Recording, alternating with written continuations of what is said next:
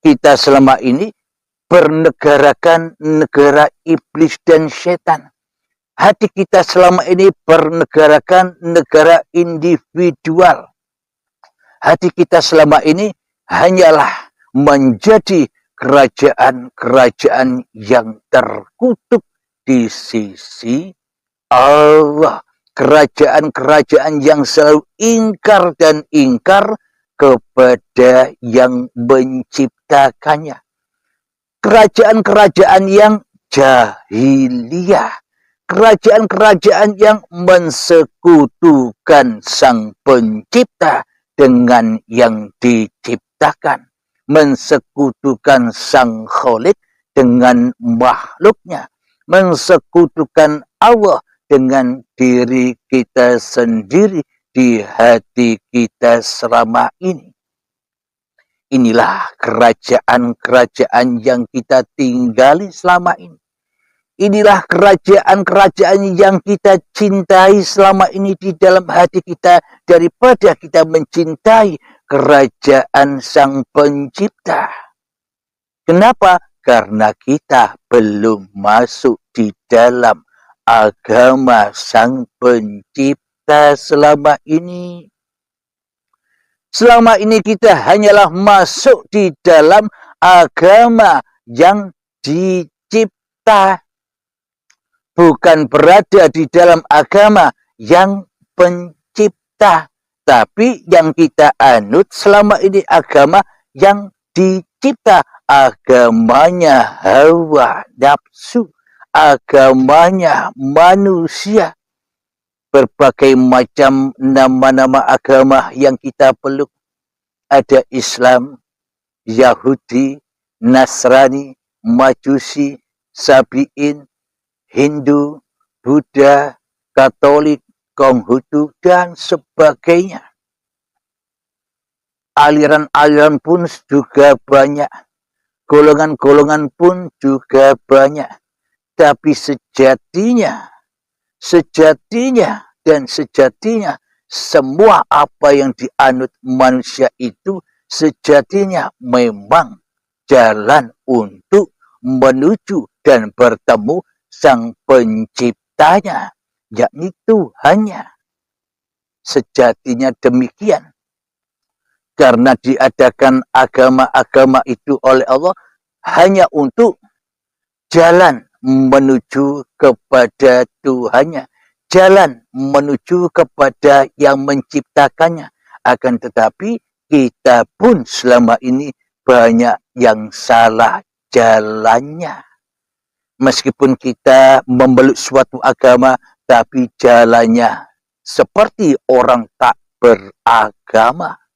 Apapun agama Anda, apapun aliran Anda, apapun golongan Anda, meskipun Anda di dalamnya merasa yang paling hebat, yang paling benar, yang paling mulia, yang paling diterima di sisi Tuhan Sang Pencipta, tapi hakikatnya semakin buruklah kita di dalam bertuhan.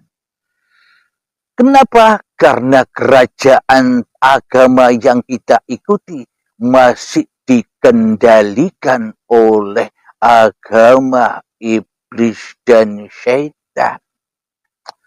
Jadi iblis dan syaitan pun juga mempengaruhi umat manusia di agama apapun.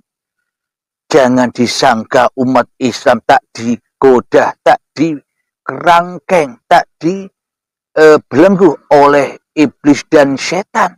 Agama yang lainnya pun sama, bahkan seluruh manusia selalu dan selalu disesat iblis dan syaitan ini. Guna mereka agar menyembah iblis dan syaitan, agar menjadi pengabdi iblis dan syaitan. Maknanya selama ini manusia sama-sama mengabdi kepada hawa nafsunya sendiri. Manusia sama-sama mengedepankan kepentingan-kepentingan dirinya sendiri. Manusia lebih cinta mencintai dirinya sendiri daripada orang lain. Manusia masih terbelenggu dengan dirinya sendiri daripada diri Tuhannya. Inilah bukti iman dan akidah kita. Inilah bukti bahwa selama ini kita belum beragama, apalagi bertuhan di sisi Allah, di sisi Sang Pencipta. Kenapa? Di dalam hatinya tak ada Tuhan, melainkan diri kita sendiri. Di dalamnya tak ada Tuhan yang berkuasa atas dirinya, kecuali dirinya sendiri yang berkuasa atas dirinya sendiri. Di dalam hatinya tak ada Tuhan, melainkan dirinya sendiri yang merasa hidup, yang merasa berbadan, seolah-olah hidup dan badan ini tak ada yang mencipta kecuali ciptaan diri kita sendiri selama ini. Kita hanya percaya gombal dusta saja. Hidup dan badan ini ciptaan Allah, tapi kenyataannya di dalam hati kita, kita ogah menyatakan, kita ogah mempersembahkan, kita ogah mengakui di dalam hati kita bahwa hidup dan badan ini milik Allah, bukan milik kita. Itulah keadaan hati kita selama ini. Imannya iman bohong-bohongan. Imannya iman dusta-dustaan saja. Imannya iman orang yang munafik. Inilah yang dimaksud dosa yang terbesar di antara dosa yang terbesar yang tak akan pernah diampuni oleh Allah. Kenapa tidak diampuni oleh Allah? Kenapa dosa ini tak diampuni oleh Sang Pencipta? Karena di dalamnya, karena di dalam hati kita, kita yang jadi pencipta diri kita sendiri.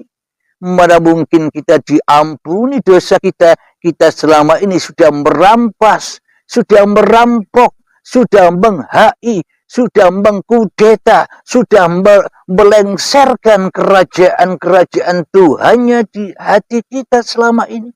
Kerajaan Tuhan dihancurkan oleh diri kita sendiri.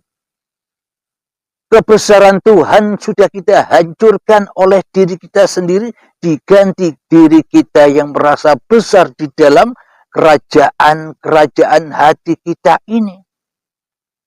Ciptaan Tuhan dihancurkan oleh diri kita, dirampas, diakui bahwa hidup dan badan ini milik kita. Jadi kita selama ini menghina Allah dengan hawa nafsu kita, tapi kita tidak sadar itu. Lalu bagaimana mungkin kita melakukan kegiatan-kegiatan keagamaan, syariat-syariat agama, apapun agama Anda, bila di dalam hati Anda tak bertuhan? Bila di dalam hati kita hanyalah yang jadi Tuhan diri kita sendiri, kira-kira amal-amal yang dikerjakan oleh diri kita bisa diterima oleh Tuhan Sang Pencipta? Sementara yang jadi Tuhan atas hati kita selama ini hanyalah hawa nafsu kita sendiri. Ya sangat muhal sekali, ya sangat tak mungkin sekali wong kafir kok diterima ibadah dan sholatnya. Kita tak beragama dan tak bertuhan kok diterima oleh Sang Pencipta. Muhal itu adanya. Karena diri kita yang jadi Tuhan, mana mungkin ada Tuhan lain yang menerima amal dan ibadah kita? Ya tentunya tertolak. Kenapa? Karena kita yang jadi Tuhannya. Karena kita yang merasa melakukannya. Tentunya semuanya diterima oleh hanya iblis dan syaitan daripada diterima oleh Allah. Wong Allahnya ndak ada kok. Wong Allahnya gaib kok. Wong Allahnya ndak nyata kok. Wong Allahnya tak dipertuhankan kok. Arep-arep nyembah dan diterima ibadah kita kepada oleh Allah. Berharap-harap semua amal sholat ibadah kita diterima oleh Allah. Sementara di dalam hati kita tak ada Allah. Bagaimana mungkin diterima? Inilah kenyataan-kenyataan yang selama ini kita tidak pernah merasakan kenyataan-kenyataan ini. Inilah buku-buku, inilah kitab-kitab suci. Kitab yang selama ini tidak pernah kita buka, apalagi membacanya. Kitab diri inilah yang wajib dibaca agar kita bertemu dengan Sang Pencipta diri kita. Iqra kitabak, bacalah kitabmu. Dengan apa aku baca kitabku ini? Iqra bismi rabbikal ladzi khalaq, bacalah kitabmu dengan nama Tuhanmu yang telah menciptakan kamu. Bahwa diri kita takkan pernah bisa membaca kitab diri kita tanpa uripe Allah. Alhamdulillahirabbil alamin. Jadi sebelum kita memperingati tahun baru Islam, sebelum kita menginjak,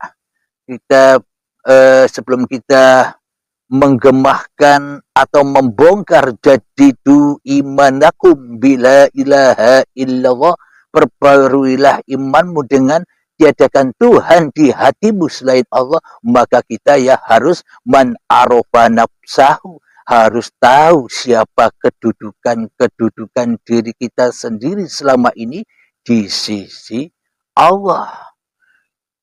Jadi kedudukan kita selama ini di sisi Allah bukan sebagai hamba, bukan sebagai yang dicipta, bukan sebagai makhluk, tapi kedudukan kita selama ini di sisi Allah hanyalah sebagai pensekutu Allah. Kedudukan kita selama ini selalu dan selalu memerangi Allah.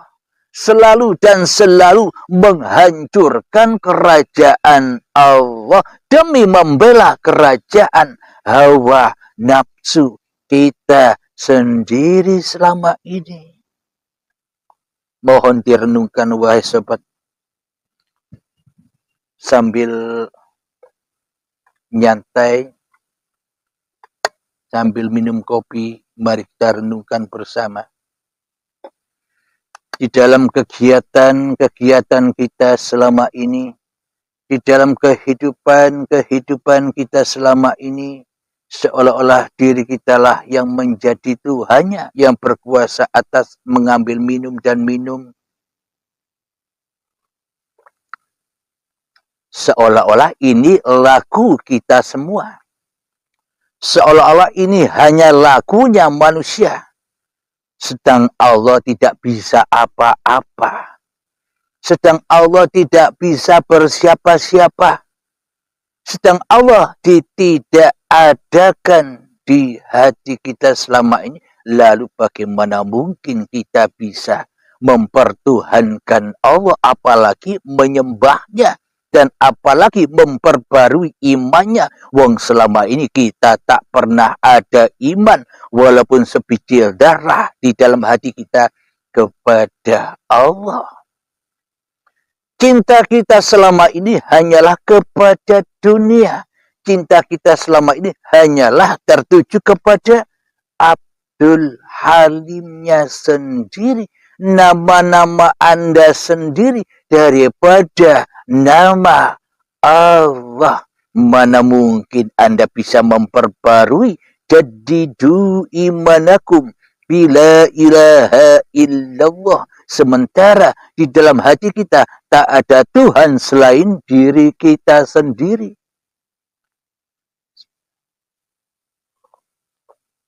Monggo silakan direnung-renungkan agar klik, agar sambung, agar dipahami bagaimana sebenar-benarnya bertuhan itu. Bagaimana sebenar-benarnya agama di sisi Sang Pencipta. yakni agama rahmatan lil alamin, agama bagi seluruh bangsa manusia.